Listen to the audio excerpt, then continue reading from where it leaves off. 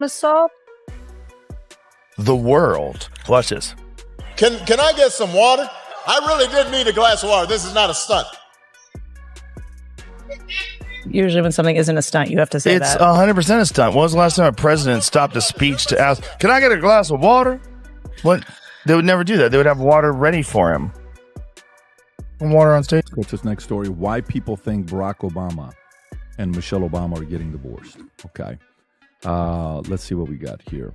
So rumors of potential divorce before Barack and Michelle emerged after Michelle skipped two high-profile events, which is traditionally attended by former presidents and their spouses, and their funeral of former President Jimmy Carter. Michelle's office gave no reasons for her absence, prompting widespread speculation about marital status issues.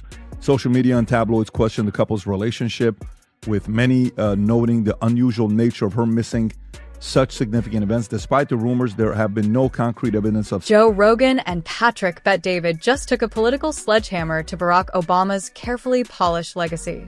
No teleprompters, no fluff, just raw, unfiltered takedowns of the myth, the media worship, and the mountain of contradictions behind the former president's image. From drone diplomacy to Wall Street speeches, they expose the smoke and mirrors like never before. If you thought Obama was untouchable, think again. This isn't just a roast. It's a full-blown reckoning that leaves no illusion standing. Can I get a glass of water? I'm serious. I'm thirsty. Can I get a glass of water? This is not a prank. You never seen it? No. Oh my God, it's amazing. Oh, it's amazing. no. He gets a glass of Flint tap water, and I swear to God, he drinks it like this. It's so serious that Jimmy Kimmel asked Jennifer Aniston on the show, is there something going on with you and Barack? I've never seen this. I just ended to Rob. Rob, is this really him? Joe Rogan didn't ease into the roast. He charged in like a gorilla with a podcast mic in one hand and a protein shake in the other, ready to tear through every myth, illusion, and legacy that had been built around Barack Obama, like some sort of presidential shrine wrapped in hope and recycled speeches.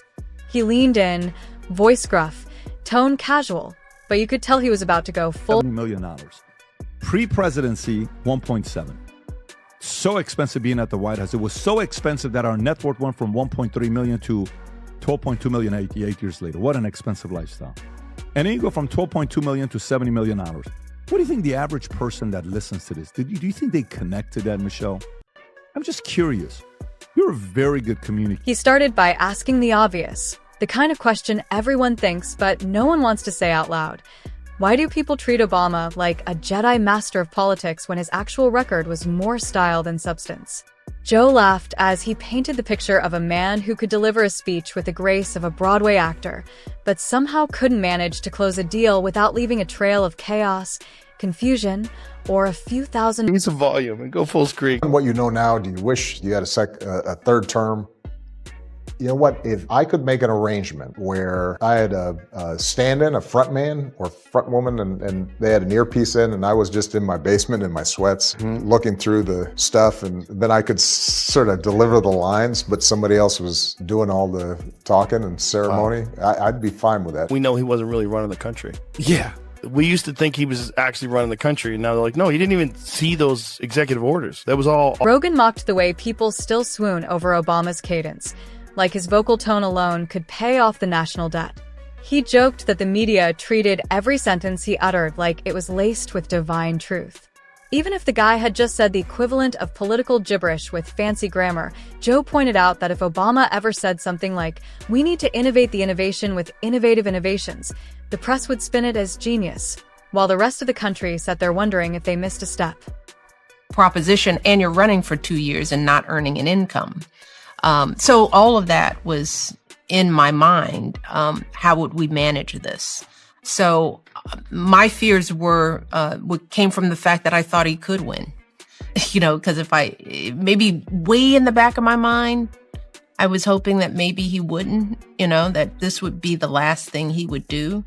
But I knew he had it in him to make this happen.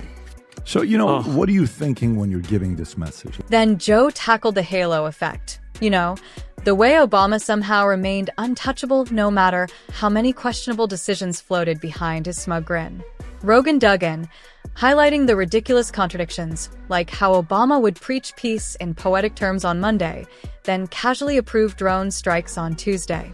He called it the ultimate political yoga, bending reality while staying just flexible enough to dodge accountability. Best people age the hardest. I think Obama was probably like a very idealistic young man Oh Lord, what's going on now? Who's hollering? I can't even see it. who really wanted to change the world. And that dude aged more than anybody. I mean, I'm getting old, so I can't hear that well. I can't see. My favorite part didn't was see that. when Kamala Harris shows up, looks over and sees that Obama and Trump are talking to each other, and she goes like, Yeah. yeah, watch this. man. Look at her face. Off. Look how angry she Hello? is, dude. Look how angry she is. It's He also went after the branding. Joe ranted about how Obama's presidency was less of a leadership era and more of a marketing campaign on steroids. Everything, from the iconic posters to the manicured media coverage, screamed staged perfection. He joked that Obama was the first president who came with a logo and a color scheme, like he was launching a new iPhone instead of leading a nation. Even his walk, Joe said, looked like it had been focus grouped. Then came the policy jokes. Rogan roasted the Affordable Care Act rollout like it was the worst tech demo since Windows Vista. He painted the scene of a president who sold a healthcare revolution but ended up delivering a website that crashed harder than a Joe Biden speech on quantum mechanics. According to Joe, Obama might have had the right script, but the execution felt like a sitcom with no laugh track and plenty of paperwork. And don't even get Joe started on the surveillance state. He blasted the idea that the guy who won a Nobel Peace Prize before even unpacking his socks in the White House expanded domestic spying like it was a Kickstarter project. Rogan rolled his eyes at the irony of Obama being the so-called transparency president while running one of the most secretive administrations in recent memory. He said if Obama were a magician, he'd pull a disappearing act every time someone asked for accountability. Let's do data. Rob, can you type in Obama's net worth in 2007? What was Obama in 2007? 1.2 million, 1.3 million. Okay. So their net worth is, let's write this down. This is pre-White House. Their collective net worth was 1.3 million. Can you go to where their net worth was in 2016 when they're done being presidents? Okay. 2016. So their net worth, as expensive as it was, they went from being 1.3 million to 12. Then there was the economy. Joe pointed out how Obama's cheerleaders loved to brag about the recovery while ignoring the mountains of debt, the stagnant wages, and the fact that Main Street looked like it had gone 12 rounds with Mike Tyson while Wall Street popped champagne. He laughed at the fairy tale that Obama was some kind of working-class savior, when in reality, most of his economic decisions helped the very banks he claimed to stand against. But the best part came when Joe addressed Obama's post-presidency glow-up. The Netflix deals, the celebrity lifestyle, the never-ending speeches about unity from a guy who spent 8 years dividing people with backhanded eloquence. Rogan said, if hypocrisy were an Olympic sport, Obama would be wearing gold while giving a TED Talk about humility. And then, just as the smoke was settling, Patrick Bet-David entered the arena. If Rogan was the flamethrower, Patrick was the wrecking ball, with spreadsheets, timelines, and a hunger for truth that made pundits squirm. Patrick didn't waste time with soft jabs. He went straight to the legacy. He questioned why Obama was still celebrated like a saint when his administration was riddled with scandals that were conveniently ignored or dressed up in technical jargon. because Obama said he was a jackass. The young lady seems like a perfectly nice person. She's getting her award. What's he doing up there? He's a jack. I was like, oh, really? Well, you. It was about the Taylor Swift thing. Now, all this stuff.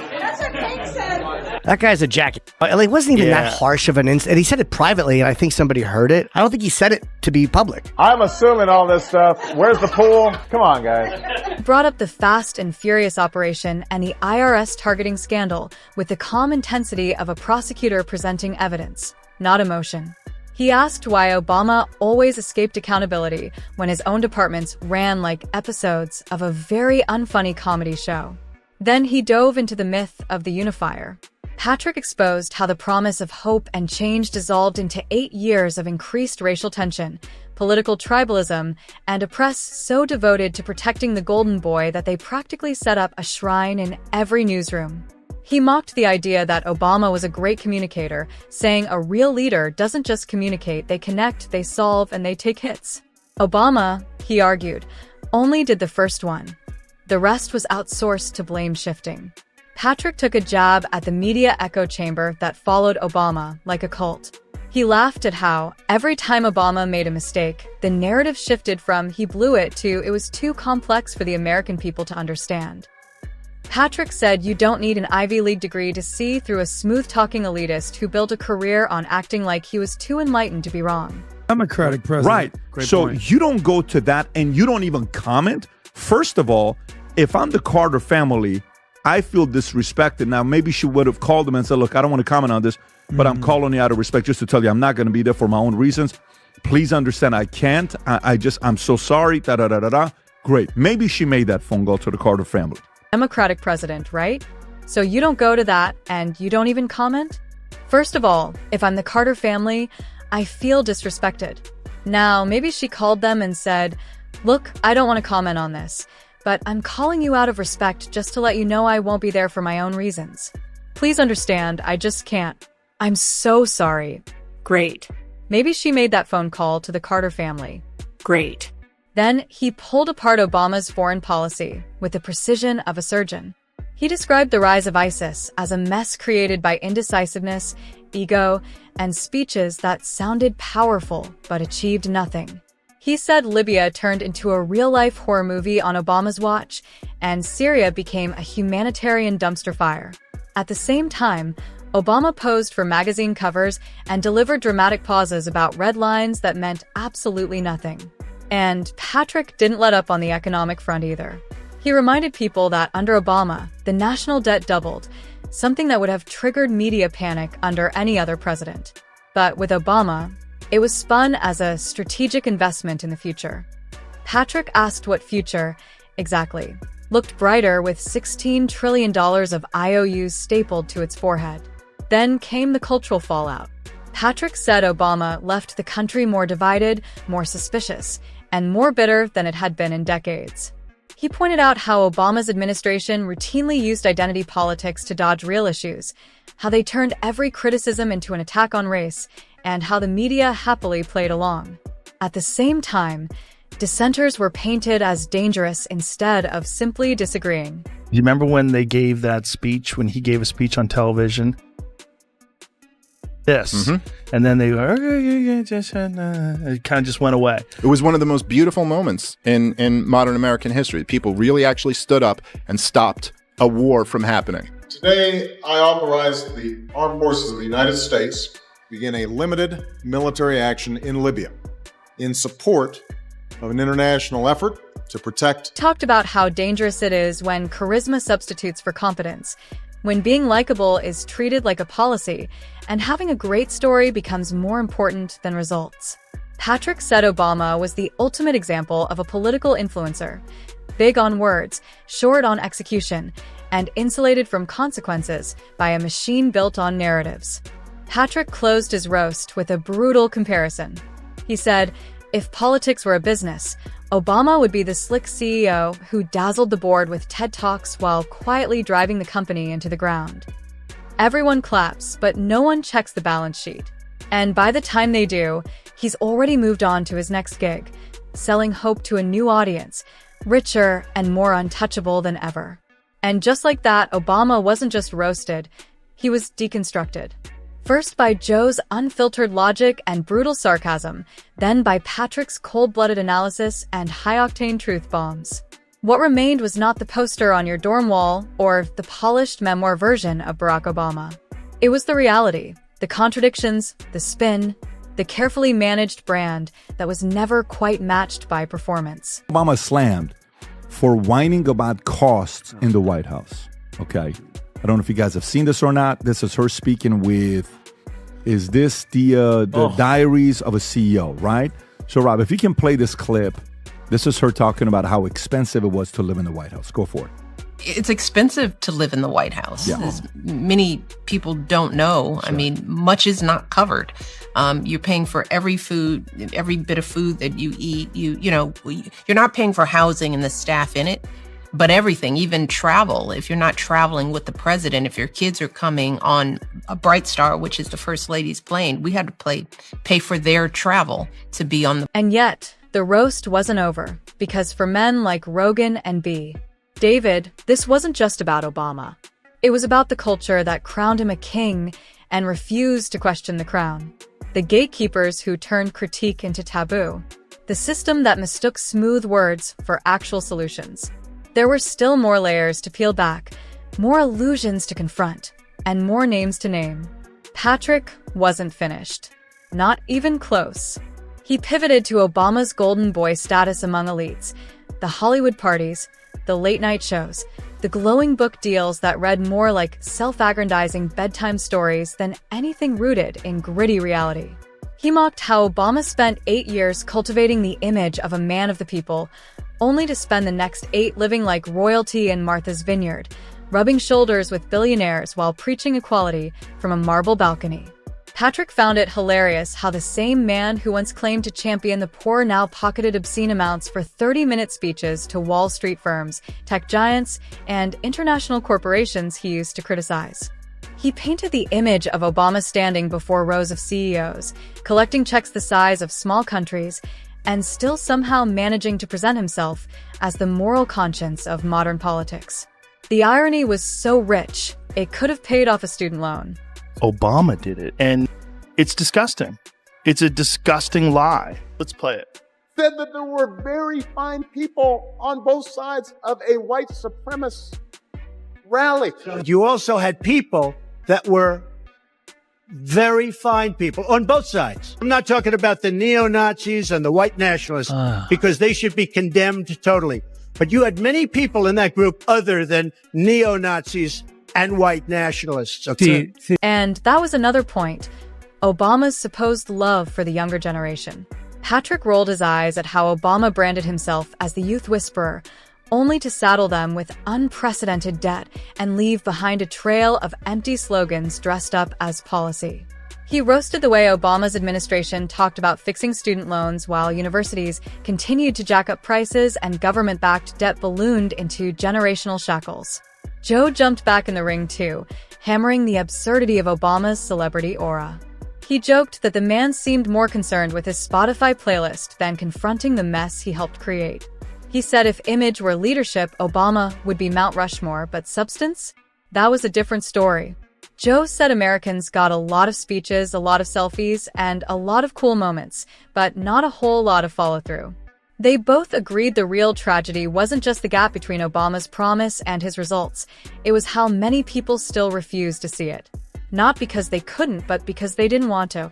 Admitting that the great illusionist was just a man in a well-cut suit meant admitting they got played. And for a generation raised on his slogans, that truth was far too bitter to swallow.